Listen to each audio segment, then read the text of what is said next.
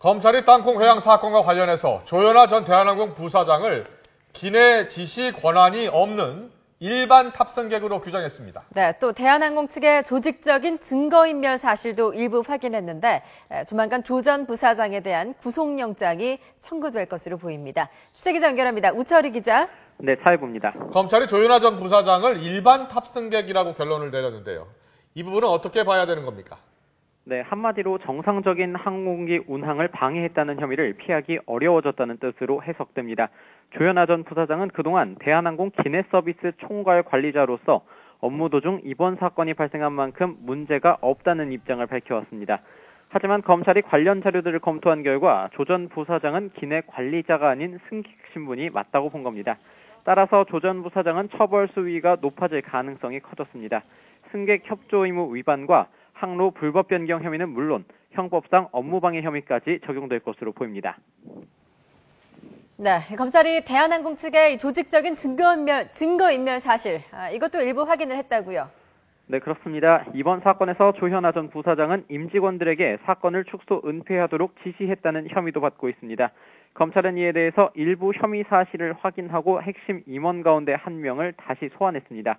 사무장과 승무원을 회유하고 협박해서 거짓 진술을 부추긴 것으로 알려진 대한항공 객실 승무상무 A씨입니다.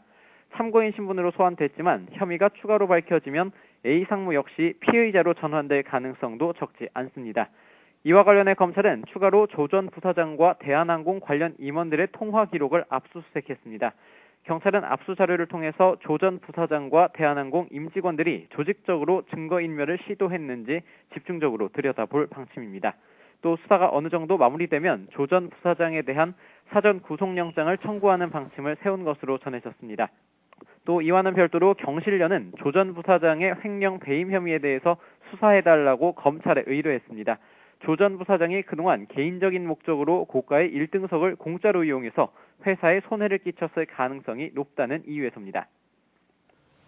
네, 그리고 조 전 부사장에게 폭언을 들은 사무장. 이 사무장이 아직 조 전 부사장의 두 번째 사과 편지를 열어보지 않았다고요? 네, 그렇습니다. YTN 취재 결과 조현아 전 부사장이 박창진 사무장에게 쓴 두 번째 사과 편지는 아직 우편함에 그대로 남아 있었습니다. 네, 지금 보고 계시는 화면이 바로 그 두 번째 편지입니다. 하얀색 봉투에 박창진 사무장님께 조현아 올림이라는 글귀가 적혀 있습니다. 안에는 사과 내용이 담긴 것으로 추정되는 편지지 한 장이 접힌 채 들어 있습니다.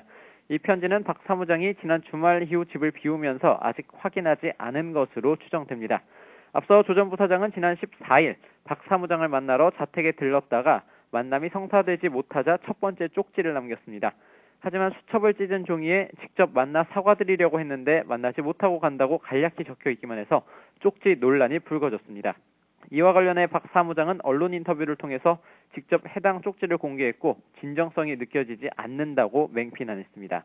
지금까지 사회부에서 YTN 우철입니다.